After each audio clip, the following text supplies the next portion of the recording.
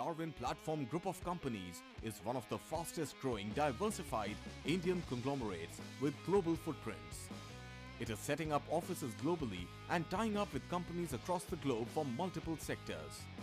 The company has ventured into real estate and construction, stockbroking and finance, arms and ammunition, mining, airlines and many other sectors.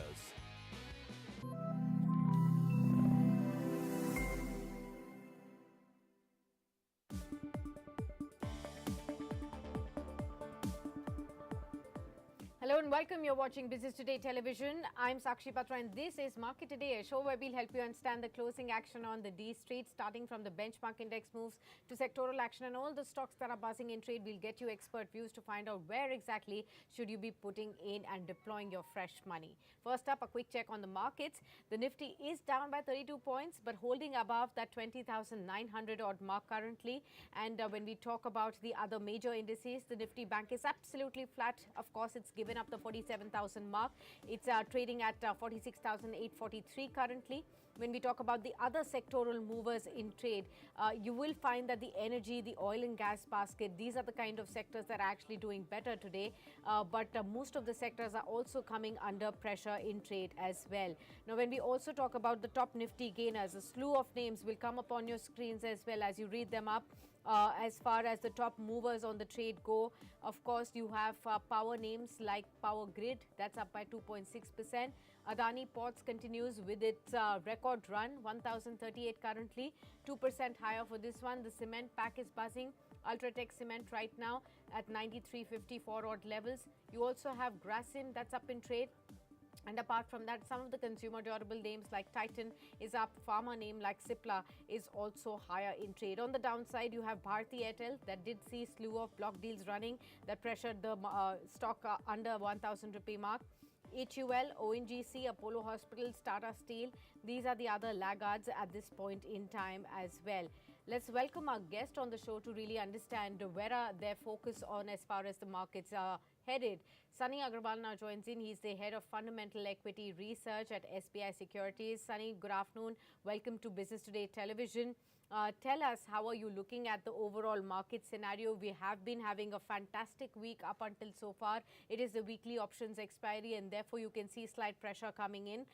But macros, domestic cues, global cues, they've all pointed out to all cylinders firing in the market so far. And we've seen record run continue for the 6th or the 7th trading session for the markets.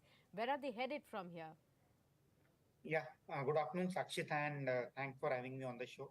Definitely a fabulous run on the market. I mean, kind of dream run post outcome, state election outcome. And obviously now the question comes, what to do from henceforth, right? So I think the two major global events which are lined up ahead are tomorrow RBI policy and then US Fed meeting on 13th. Again, Street is approaching both these events with a status quo kind of narrative, and at the same time, from RBI, what I think is the main thing will be commentary on inflation and GDP growth, and from US Fed again the commentary on how comfortable they are with the incoming data and what is the likelihood of rate cut in calendar year 24. So I think all the macros are in favor of India. And bond yield, US 10-year bond yield currently below 4.2. US dollar index below 104, crude oil trading close to $75. So I think, that one thing is pretty sure that the market is headed upwards only from here. So it's a buy on deep market. But after a fabulous rally during the last 6 to 7 trading session, a bit of consolidation and pullback will be a healthy correction for the equity market. And from here on, then probably we may see a stock specific or sector rotation kind of rally for the next 1 or 2 months. Maybe post this, the next big event will be the upcoming result season, which December result season, which will kickstart in the Jan, and post that union budget. So I think the approach from here should be stock specific and sector specific, especially in those companies where Q3 numbers are likely to be robust. Case in point, tourism industry. So we all know that due to bunching up of festival in this quarter and at the same time due to wedding season, World Cup, all the hotel companies are likely to report robust number during the December quarter. and that that sector has been a bit laggard during the last maybe 2 3 weeks. So that sector can we can see catch up over there. Or for that matter, stock specific action in small cap and mid cap space in defense, such as Bharat Dynamics, where they have got a robust order inflow. Or for that matter, Engineers India, again a kind of undervalued cap good company catering to oil and gas industry. For that matter, oil marketing companies with a lower crude oil prices, again they are likely to be one of the key beneficiary during the quarter 3. So I think from here on, the approach should be stock specific, and sector rotation is something which we can see over the next 2 to 3 weeks. Right. Sunny, let me pick some stocks and discuss with you, and then I will discuss your own stock ideas as well. Let's talk about some of the buzzing stocks. Tata Power, that's the first one that I'm going to discuss with you. Tata Power has become the 6th Tata Group company to cross the 1 lakh crore rupees market cap, and it's already delivered over 52% kind of returns on a year-to-date basis. Let's look at the long-term charts. Today, it's up 10.5%, record levels being seen on Tata Power. So that stock is clearly buzzing. And of course, this entire year so far has been very, very good. You can see it's at a year high level. And of course, when we talk about the kind of move that we've seen is stunning. How would you look at Tata Power, and would you recommend a buy even at these record levels? Yeah, so I think the entire power sector, I mean, there is a strong tailwind for the entire power sector. So we have seen a peak power demand. There is a deficit for the peak power demand, and this is likely to continue for next 2 to 3 years. And hence, the entire value chain of power sector, whether it is from coal power generator, transmission, equipment manufacturer such as transformer manufacturer, all these entire spaces buzzing. Tata Power again. Play on entire value chain. It's a play on thermal, renewable, as well as on the coal mining aspect. So I think after a decent rally which we have seen in Tata Power, I feel now it's a time for stock to go into consolidation mode. Maybe buy on dip should be the strategy for the Tata Power. And I believe the fair value of the business is around 350 to 375 rupees over the next 6 to 12 months. Okay, fair enough. Um, I will ask you one stock which is on the downside, and that's Paytm. If you at all have your coverage here, you could probably tell us, the kind of move that we've seen today, a 20% lower circuit on an intraday basis. It did recover from those levels, but is still trading at 18.4% lower at 663 odd levels. This comes right after the company made its decision overnight, talking about how they are going to focus on the high ticket loans and slowly and gradually reduce the lower ticket loans which are below 50,000 rupees, the BNPL loans which are high risk categories. And this comes right after RBI's decision recently, where it talked about how higher risk weightage needs to be accorded to any of these personal loans and credit card loans. The street has really reacted very, very sharply to this news. How would you look at Paytm after this 18.5% fall?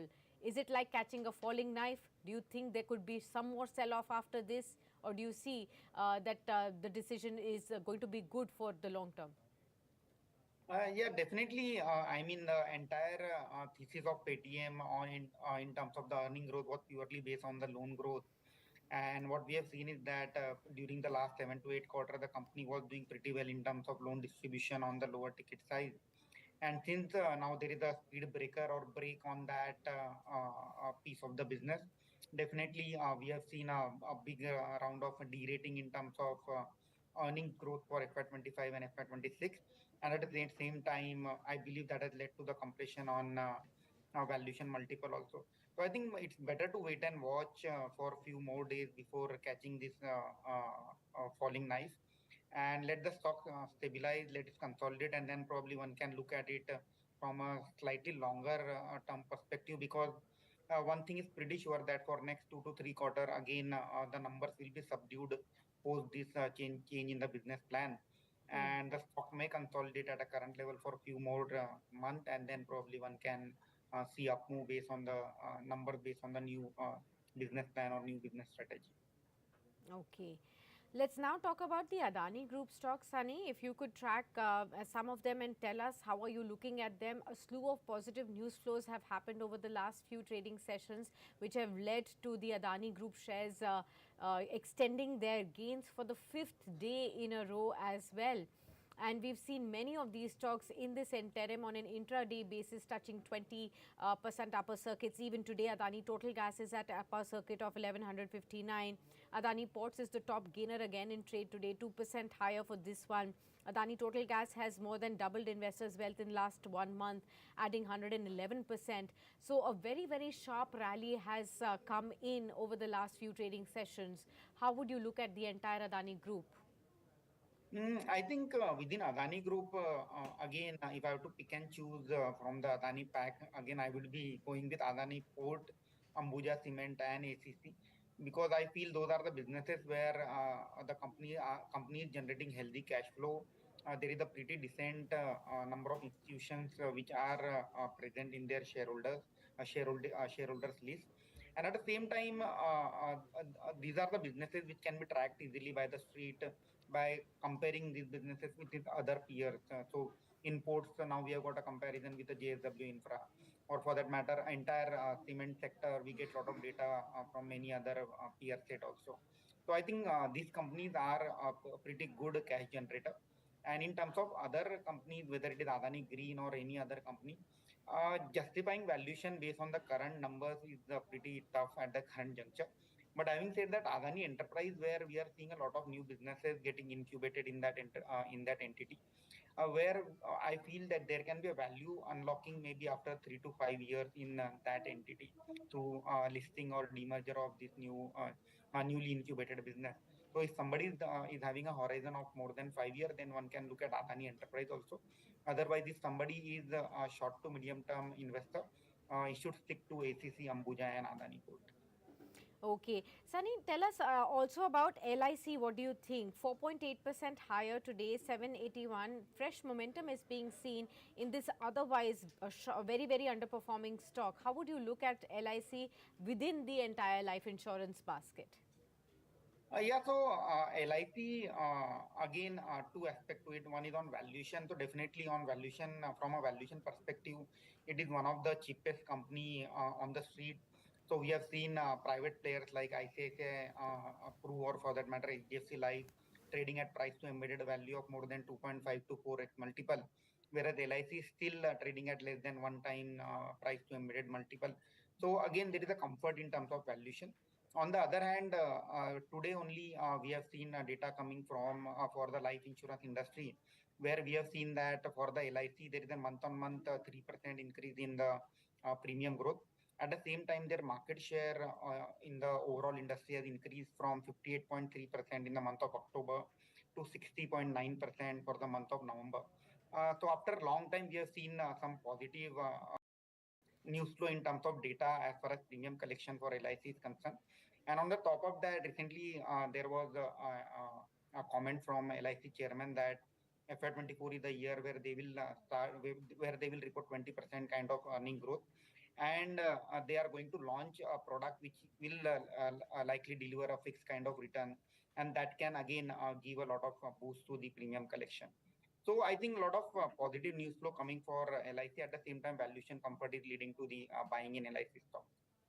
Okay, fair enough. Sunny, what we'll do is we'll quickly take a very short break. When we return, we will continue our discussion on markets, on strategies, and on the outlook going forward from here. Stay with us.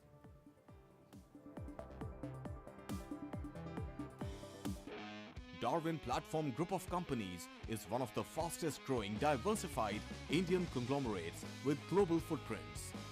It is setting up offices globally and tying up with companies across the globe for multiple sectors.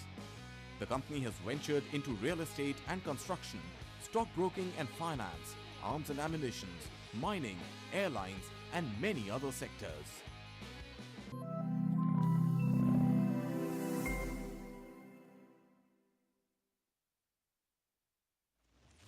In today's rapidly evolving business environment, when risk is omnipresent, managing risks is no longer just about ticking a few boxes. Businesses need to maintain a panoramic view of risks to stay ahead of the curve. Join us to explore how organizations can rethink risk to unlock new possibilities and become fit for future. At PwC presents De-Risking the Future in collaboration with Business Today.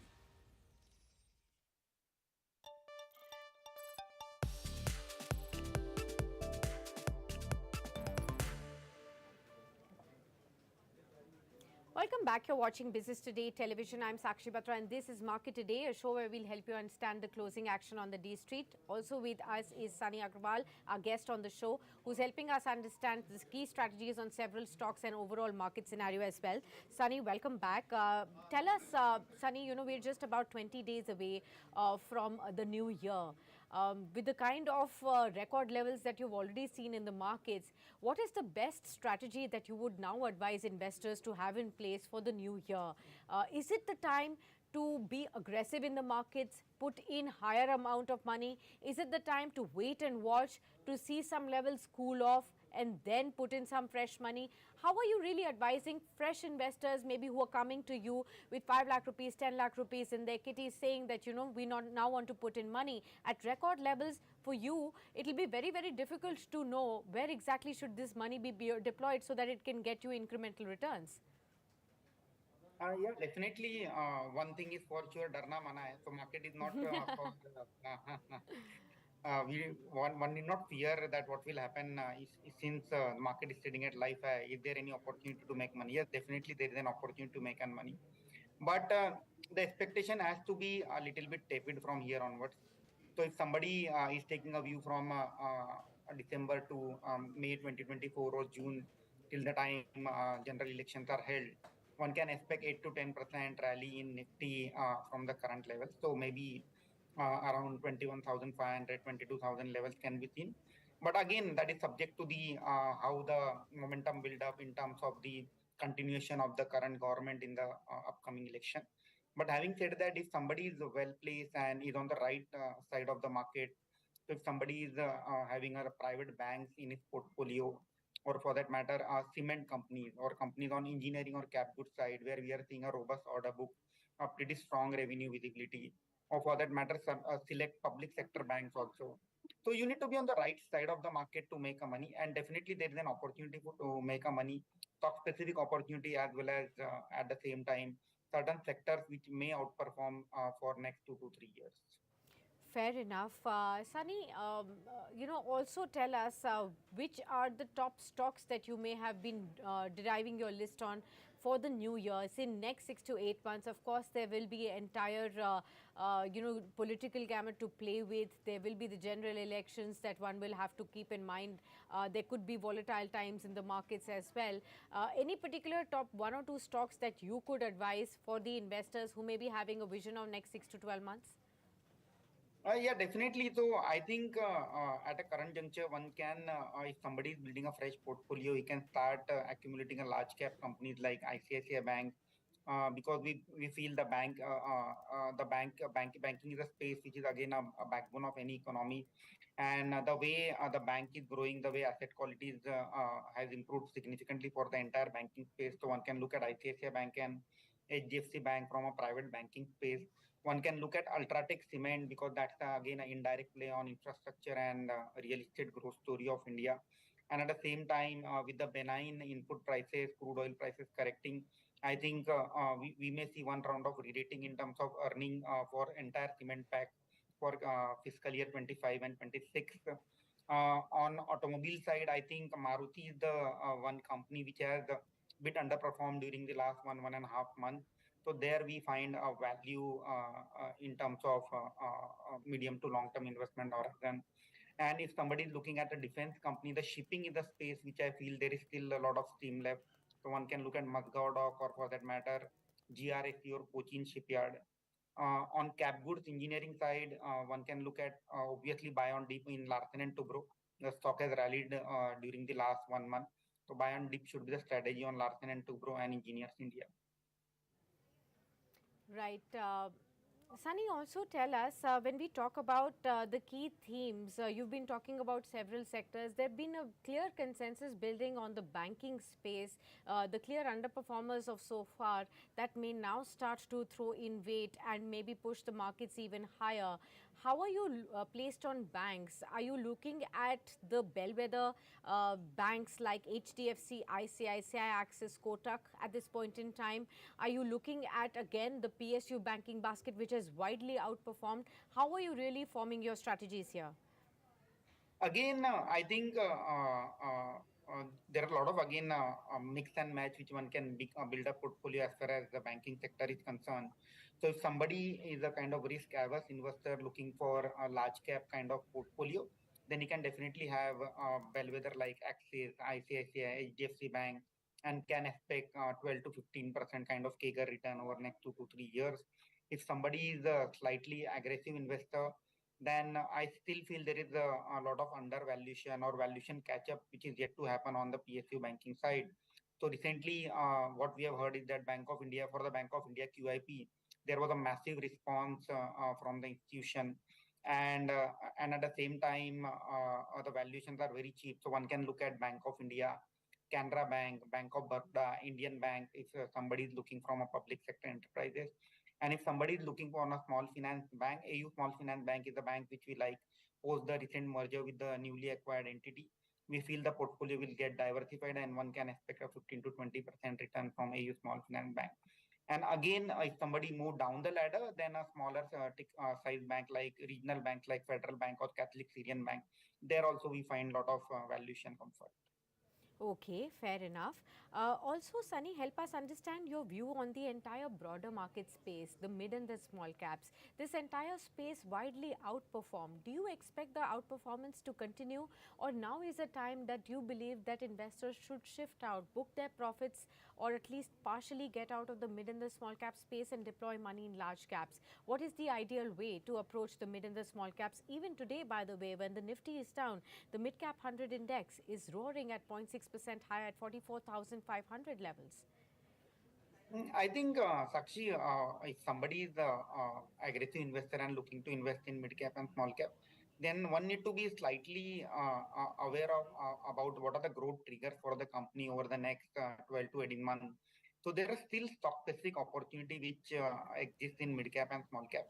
But having said that, if you ask me, the risk reward is more favorable in large cap as compared to the mid cap. But in small cap and mid cap, if somebody is looking at a stock specific opportunity, company where we can see a 20-25% kind of earning growth, valuation comfortable. So there are many companies which are turning around. A case in point, Subros Limited, one of the largest AC supplier to the passenger vehicle space, at the same time commercial vehicle space. So there we have seen margin bottoming out during the last quarter, and we expect FY25 to be pretty robust for Subros. On infrastructure side, Gujarat Pipavav Port, I think the entire port sector is buzzing with the increase in export and import volume. So there is a lot of valuation comfort. So Gujarat Pipavav Port is a company which we like on the mid cap side, small cap side, or for that matter, Jindal Saw, the entire pipe ERW pipe sector, which is reliant on government water supply scheme as well as oil and gas sector. So Jindal Saw is the company where which is trading at close to 8 to 9, 10 time price to earning multiple. So there one can see a decent comfort in terms of risk reward. Or for that matter, infrastructure sector, like companies like Nagarjuna Construction or Waytech Wabag, which is again into water treatment and road construction segment. Again, a pretty robust order book. So those companies again look good. So you need to be slightly choosy when it comes to mid cap and small cap. Yeah. Okay, fair enough. Last one or two questions then before the market shuts up. One is on BEL. I wanted to ask again, a 52-week high level can be seen on BEL on fresh orders. How are you looking at this stock? Again, what I feel is that most of the positivity are positive factors are discounted in the price. So, although pretty robust order book, I think buy on dip should be the strategy as far as BEL is concerned. I think the fair value of business is close to around 160, 170 rupees per share. So, one can look at this counter on a deep rather than accumulating at a current level and expecting a significant return from the current 160 rupees market price. Fair enough. And lastly, of course, tomorrow is the Monetary Policy Review Committee. How are you really assessing what could be the RBI's position when it comes to interest rates, the projections on both inflation and on interest rates as well, and on GDP, as well as what is your own entire call as to how would the markets be really looking at this policy this time? I think, market is approaching the policy with an expectation that there will be no rate change. However, the commentary from Honorable Governor on whether there will be further tightening of norms to curb the lending on retail side, the way which we have seen on the unsecured lending on credit card and small ticket lines loan. So I hope that market will be tracking governor's commentary on that aspect. And at the same time, what is the tone as far as inflation is concerned? I think the GDP growth number, I think it's pretty much clear that India is one of the fastest growing economy in the world, and there is no, we don't need a stamp from anybody else that the economy is growing at a faster clip. But I think obviously I will be tracking a commentary on inflation number, and at the same time, is there any further tightening from RBI on any some particular sector of a loan where RBI is concerned as far as asset quality is concerned.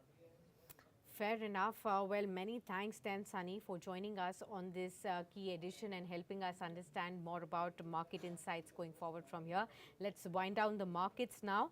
And you can clearly see it's the broader markets that are shining through in an otherwise subdued markets. So small caps, mid caps, both higher in trade. It's the mid cap 100 index that's up by 0.6%, the top moving major market. But Nifty is at 20,913, 0.1% lower. Sensex 69,554, 0.1% lower. Nifty Bank absolutely flat at 46,840. The advances to declines ratio is 1744 stocks in the green to 1271 stocks in the red for the NSE. And you can clearly see some of the stocks like Bharti Airtel that are down in trade 2.3%, HUL 1.7% down, Apollo Hospitals 1.5% down, ONGC 1.4% down in trade. So these are the laggards as far as the Nifty is concerned, and therefore the markets have seen some kind of profits being taken off the table as well. But it's the mid caps clearly who've shined through. We've also seen the news coming in on government asking mills to not use sugarcane juice for ethanol output for 2023-2024. This is news just coming in. I wish I had not thanked Sunny. I could have taken his view on this one. And therefore, you can see all the sugar stocks really down in trade. Dwarkesh Sugar, Balrampur Chini, all of them are seeing some declines in trade right now. But that's the closing tick for you on the screens. 20,912. 25 points lower in trade, and therefore you can see the markets are almost ending on a subdued way when we talk about the closing action on the markets. F&O expiry on the weekly session is concerned. But there you have it. Sri Renuka Sugar 4% down in trade. We also have many other sugar stocks that are reeling under the pressure with this fresh news coming in, and this is going to be very, very key for us to monitor in tomorrow's trading session as well. Sectorally speaking, the autos were the ones that were driving in the front foot. We did see the media stocks up into the green, the PSU banks, pharma stocks, realty, consumer durables that picked up pace as well, 1% higher in trade.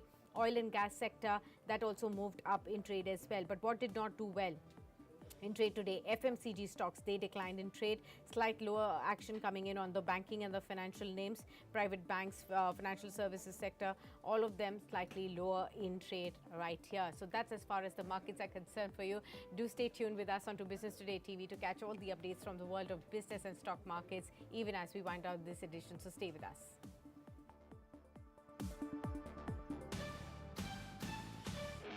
Darwin Platform Group of Companies is one of the fastest growing diversified Indian conglomerates with global footprints. It is setting up offices globally and tying up with companies across the globe for multiple sectors. The company has ventured into real estate and construction, stockbroking and finance, arms and ammunition, mining, airlines, and many other sectors.